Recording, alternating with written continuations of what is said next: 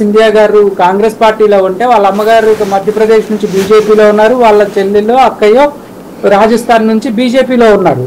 So ఇట్లా రకరకాలు చాలా చెప్పొచ్చు, కొన్ని వందలు చెప్పొచ్చు. మన వెంకటస్వామి గారి అబ్బాయిలు ఇద్దరులో ఒకళ్ళేం కాంగ్రెస్తోనే ఉన్నారు, ఒక ఆయన కాంగ్రెస్ నుంచి బీజేపీ టీఆర్ఎస్కి, టీఆర్ఎస్ నుంచి బీజేపీకి, బీజేపీ నుంచి మళ్ళీ కాంగ్రెస్లో చేరారు. సో ఇక్కడ రాజకీయాల్లో ఎవరి అవకాశాలు, ఎవరి ఆలోచనల ప్రకారం వాళ్ళు ముందుకు వెళ్తూ ఉంటారు. సక్సెస్ అనేది ప్రజల్ని మెప్పించాలి. జగన్మోహన్ రెడ్డి గారు ఏం చెప్తున్నారు, నా పాలన మీకు నచ్చితే నాకు ఓటేయండి అంటున్నారు.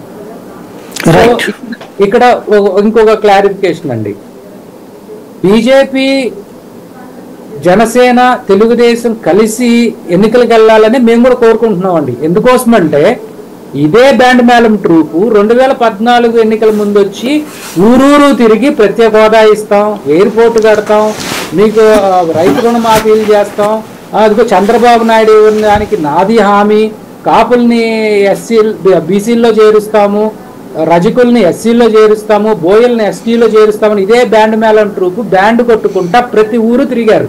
సో ఇవాళ ఏ ముఖం పెట్టుకొని వచ్చి వీళ్ళు ముగ్గురు కలిసి వచ్చే ఓటు అడుగుతారండి? ఇదే చంద్రబాబు నాయుడు గారు, ఇదే లోకేష్ గారు ఏం చెప్తారు, మాకు అసలు బీజేపీతో ఎలాంటి ఇబ్బందులు లేవు, ఏ ఘటనగదాలు లేవు, కేవలం వాళ్ళు ప్రత్యేక హోదా ఇవ్వకపోతే వచ్చామన్నారు. మరి వాళ్ళ ప్రత్యేక హోదా ఏమైనా ఇచ్చిందా బీజేపీ ఆంధ్ర రాష్ట్రానికి? ఏ ముఖం పెట్టుకొని వెళ్ళి వీళ్ళు అడుగుతారండి? కనీసం వీళ్ళు 3-4 ఎంపీలు ఉన్నారు. ఏ రోజైనా కానీ వస్తున్నా, మీ దగ్గరకు కూడా వస్తాను పరసరిగా, ఏ రోజైనా కానీ ఒక్క రోజైనా కానీ వీళ్ళ ఎంపీలు ప్రత్యేక హోదా గురించి మాట్లాడారా? చంద్రబాబు నాయుడు గారు 5 సంవత్సరాల్లో ఏ రోజైనా ఒక్క ఉత్తరం చిన్న ఉత్తరం పెట్టి మోడీకి ఒక ప్రత్యేక హోదా ఇవ్వండి అని చెప్పి మాట్లాడారా? ఇక బీజేపీలో పురంధరేశ్వర గారు బీజేపీ ఆంధ్రప్రదేశ్ శాఖ అధ్యక్షురాలి కంటే తెలుగుదేశం బీజేపీ అధ్యక్షురాలిగా ఎక్కువ పనిచేస్తున్నారు. ఇక్కడ నేను I'm making a straight allegation అండి. ఈ గతంలో